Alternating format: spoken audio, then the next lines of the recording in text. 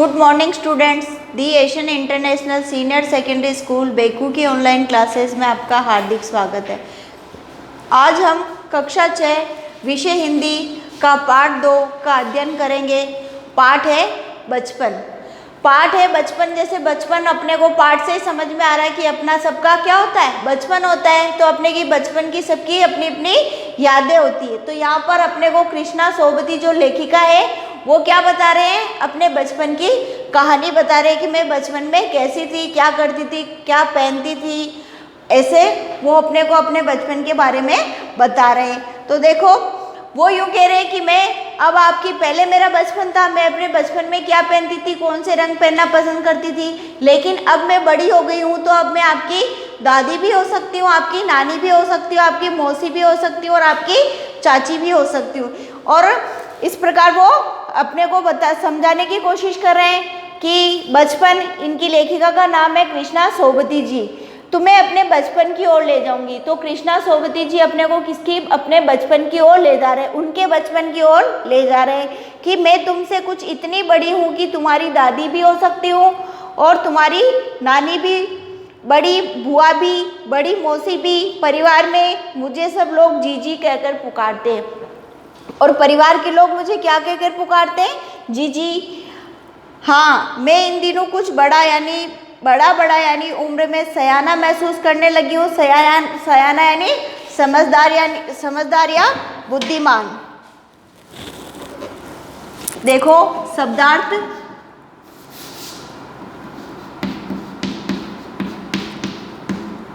सयानी यानी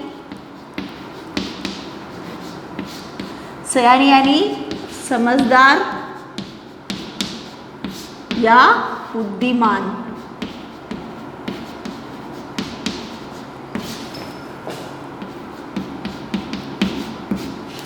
समझदार या बुद्धिमान स्त्री।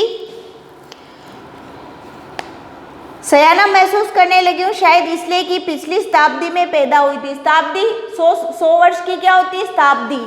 तो शताब्दी का क्या होगा, 100 वर्ष, यानी शताब्दी 100 वर्ष।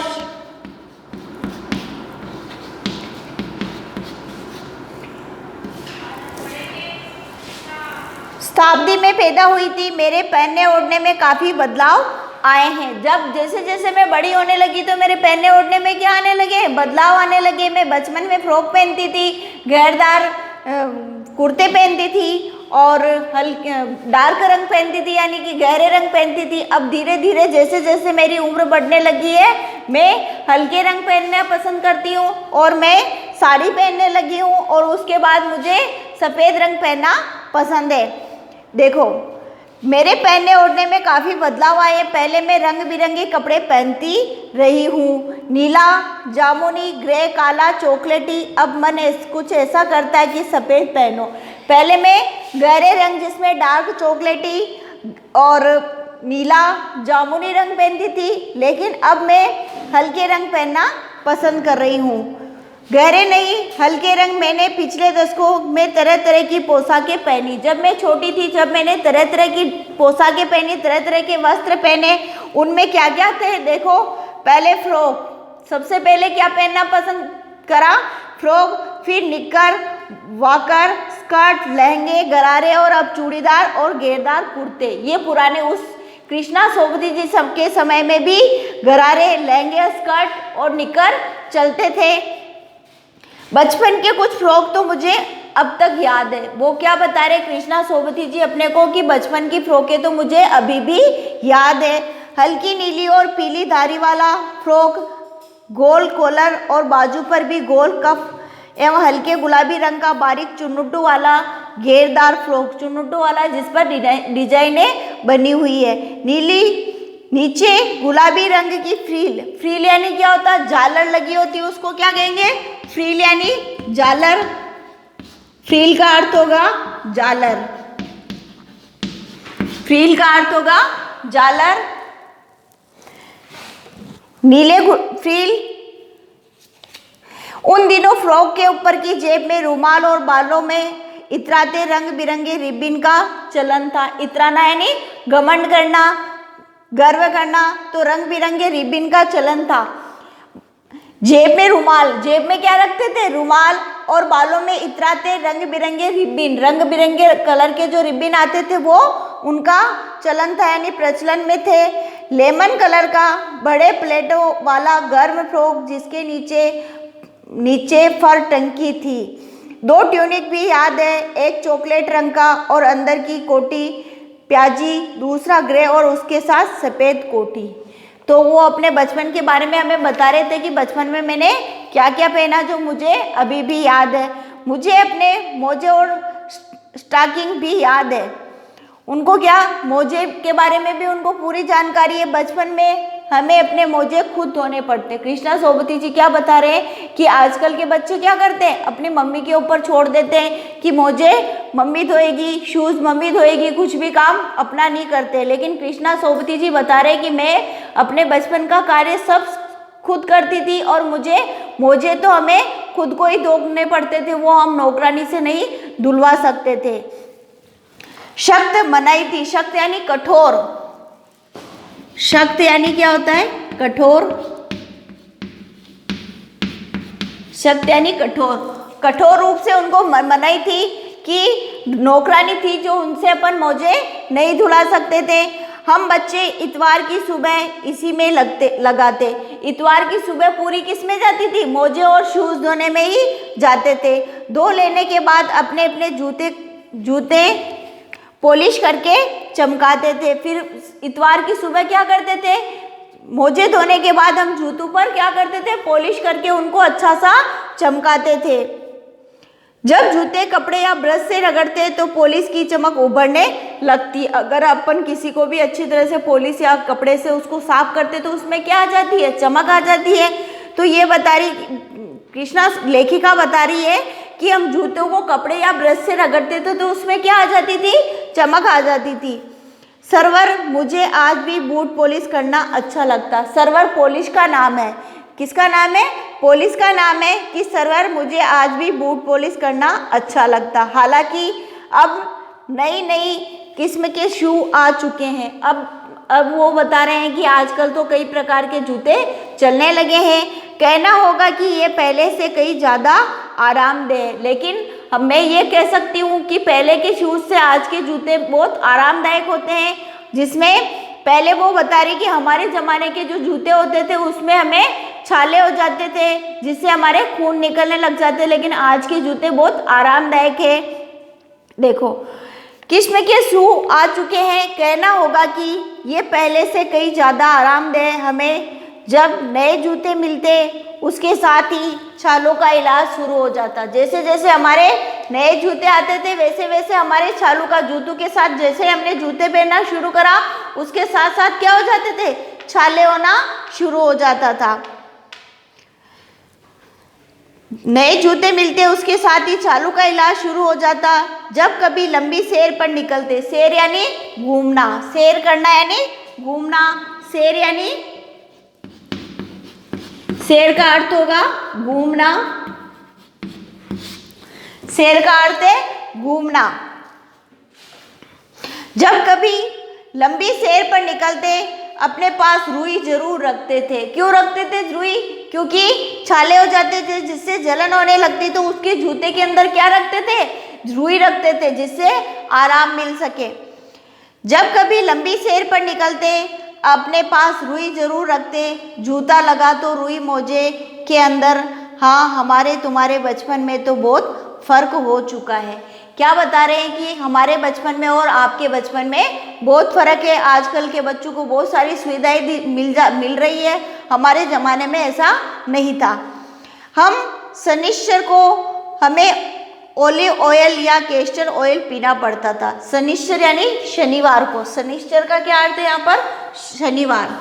देखो शनिश्चर यानी शनिवार को, छुट्टी के एक दिन पहले शनिश्चर यानी शनिवार को हमें ओलिव ऑयल या कैस्टर ऑयल पीना पड़ता। यह एक मुश्किल काम था। जैसे छोटे बच्चे होते हैं उसको कोई दवाई पिलाते तो उसके लिए क्या होता? बहुत मुश्किल का काम होता है। बच्चे नहीं पी पाते तो इनके लिए कृष्णा सोबती जी बता रहे हैं कि मेरे लिए ये बहुत मुश्किल का काम था। शनिश्चर को सुबह से ही नाक में इसकी गंध आने लगती थी कि आज हमें ये पीना पड़ेगा। छोटे शीशे के गिलास जिन पर ठीक खुराक के लिए निशान पड़े रहते, उन्हें देखते ही मितली होने लगती, मतलब मुंह खराब होने लगता। मुझे आज भी लगता है कि अगर हम न भी पीते ये शनिवारी दवा तो कुछ ज़्यादा बिगड़ने वाला नहीं था।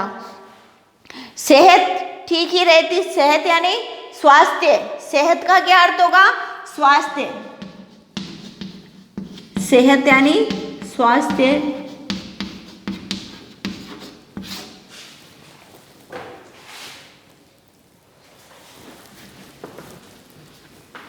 देखो सेहत यानी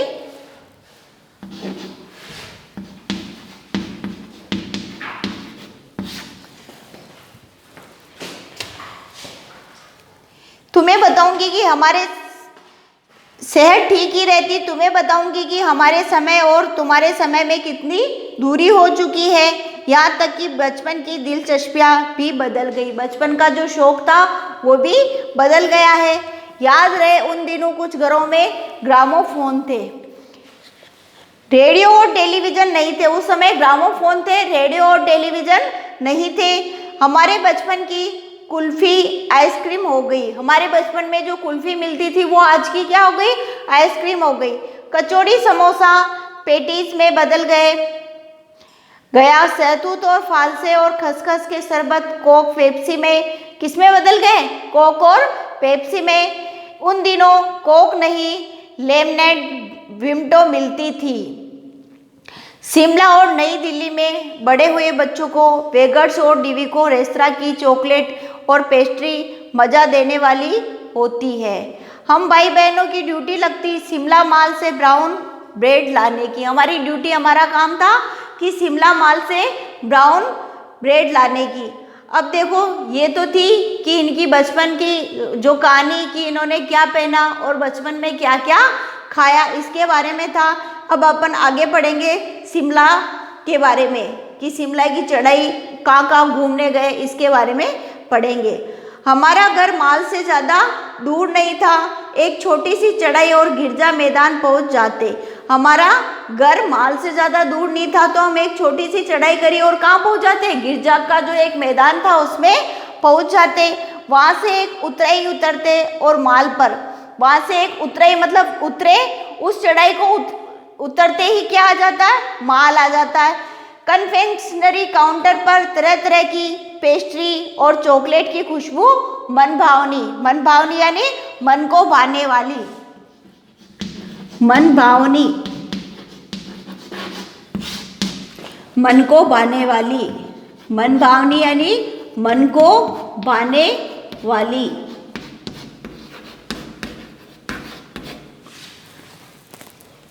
मनभावनी यानी मन को भावने वाली, मतलब मन को अच्छी लगने वाली। जो चीज़ अपने को पसंद होती उसकी क्या आने लग जाती? खुशबू आने लग जाती। हमें हफ्ते में एक बार चॉकलेट खरीदने की छूट थी। आजकल के बच्चे क्या करते? रोज ही चॉकलेटें खाते दिन में। लेकिन उस समय कृष्णा सोबती जी बता रहे थे कि हम हफ्ते में एक बार चॉकलेट खाने की छूट थी हमें। सबसे ज़्यादा मेरे पास ही चॉकलेट टॉफ़ी का स्टॉक रहता था। स्टॉक यानी सबसे ज़्यादा टॉफ़ी और चॉकलेट मेरे पास ही रहती थी। मैं चॉकलेट लेकर खड़े खड़े कभी न खाती थी। मैं चॉकलेट लेकर, जैसे बहुत सारे बच्चे होते हैं जिसको कोई भी चीज़ दिलाई और वो वहीं खड़े होकर खा लेते, लेकिन लेखिका क्या बता रही थी कि मेरी आदत ऐसे खड़े होकर खाने की नहीं थी। मैं चॉकलेट लेकर खड़े खड़े कभी न खाती। घर लौटकर साइड बोर्ड पर रख देती और रात के खाने के बाद बिस्तर में लेटकर मजा ले खाती थी। साइड बोर्ड पर रख देती और रात को खाना खाने के बाद जब मैं सोने का समय होता था उस समय उस टॉफ़ी को मैं क्या करती? मजा लेकर खाती थी। अब आगे देखो, शिमला के काफल भी बहुत याद आते हैं। खट्टे मीठे, कुछ एकदम लाल, कुछ गुलाबी, रसभरी कस्मल सोचकर ही मुंह में पानी भर आए। ऐसी चीज़ थी काफल जिसको जो खटमीठे थे और एकदम कौन से कलर के थे? लाल कलर के थे। गुलाबी रस भरी, जिसमें रस भरा हो, उसको देखकर ही मुंह में क्या आ जाता था? पानी आने लग जाता था। चेस्टनट एक और गजब की चीज थी। क्या नाम था उसका? चेस्टनट एक और गजब की चीज थी। आग पर भुने जाते और फिर छिलके उतारकर मुंह में खा लेते। चने जोर गरम और अनारदाने का चूर्ण, हाँ चने और गरम की पुड़िया तो तब भी थी, वह अब भी नजर आती है। ये इनके बारे में बता रहे कि ये हमारे जमाने में भी नजर आती थी, मतलब खाने को मिलती थी और आज भी मिल रही है। पुराने कागजों से बनाई हुई इस पुड़िया में नीरा हाथ का कमाल है। नीचे से तिरछी लपेटते हुए ऊपर से इतनी चौड़ी कि चने आसानी से हथेली पर पहुंच जाए। एक वक्त, वक्त का क्या अर्थ होगा? समय। वक्त का अर्थ होगा समय। वक्त यानी समय।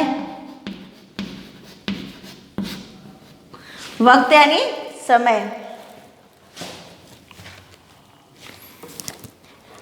देखो, एक वक्त था जब फिल्म का गाना चना जोर गरम बाबू में लाया मजेदार। चना जोर गरम उन दिनों स्कूल के हर बच्चे को आता था। चना जोर गरम के नाम से क्या चला? गाना भी चलने लग गया था। कुछ बच्चे पुड़िया पर तेज मसाला बुरखवाते। बुरखवाते यानी डलवाना। बुरखवाते यानी क्या करते? डलवाना। इधर देखो, बुरखवाते, बुरखवाते यानी डलाते।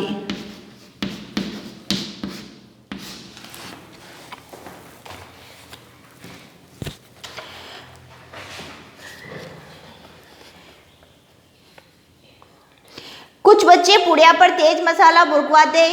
पूरा गिरजा मैदान घूमने तक ये पुड़िया चलती। पूरा हम खाते खाते पूरा गिरजा जो मैदान था उसमें घूम लेते थे।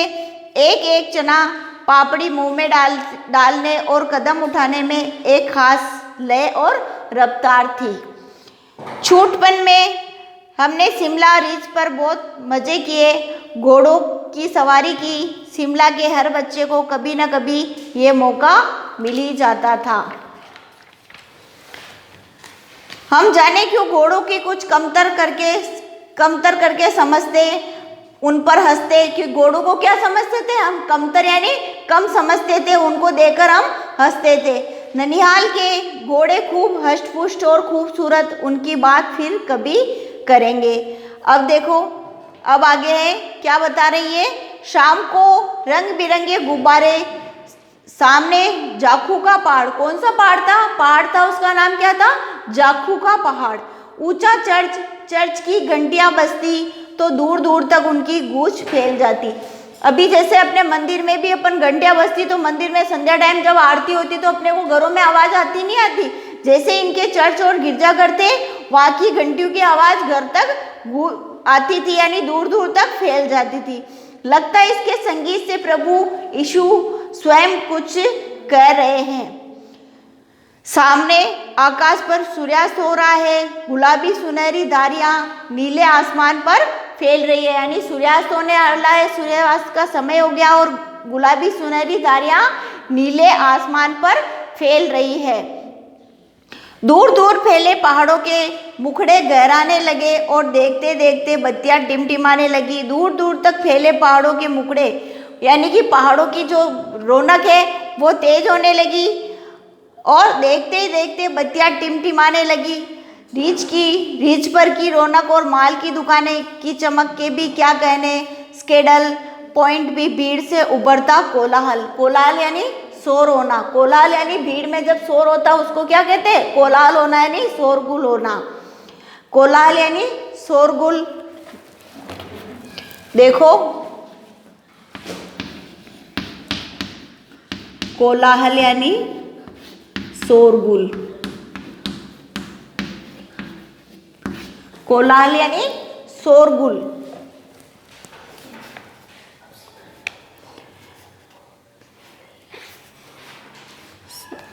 दुकानों की चमक क्या कहने। स्कैंडर पॉइंट की भीड़ से उभरता कोलाहल यानी शोरगुल से बहुत तेज होने लगता है। सर्वर स्कैंडल पॉइंट के ठीक सामने उन दिनों एक दुकान हुआ करती थी। सर्वर स्कैंडल पॉइंट के ठीक सामने एक दुकान हुआ करती थी, जिसके शोरूम में शिमला कालका ट्रेन का मॉडल बना हुआ था। इसकी पटरियाँ, उस पर खड़ी छोटे छोटे डिब्बों वाली ट्रेन, एक और लाल टीन की छत वाला स्टेशन और सामने सिग्नल देता खंबा, थोड़ी थोड़ी दूर पर बनी सुरंगें। देखो, आज ही अपन कृष्णा सोबती जी ने अपने बचपन के बारे में बताया। इन्होंने बचपन में क्या क्या पहना और इन्होंने बचपन में क्या क्या खाया, इसके बारे में बताया। तो आज ये पाठ यही समाप्त करते हैं, क्योंकि ये पाठ आपको यहाँ तक अच्छी तरह से समझ में आया होगा। और अगर इसमें आपको, मैं आशा करती हूँ कि ये अच्छी तरह से समझ में आया होगा। इनकी कृष्णा सोबती जी की जो जीवन की कहानी है, अगर आपको फिर भी कुछ समझ में नहीं आया हो और दिक्कत है, तो अपन अगली वीडियो में इसको अच्छी तरह से पढ़ेंगे। आप ये सर के दिए हुए नंबर पर कांटेक्ट करके बता सकते हो, ताकि मैं अगली वीडियो में आपको ये पाठ अच्छी तरह से समझा सकूं। धन्यवाद।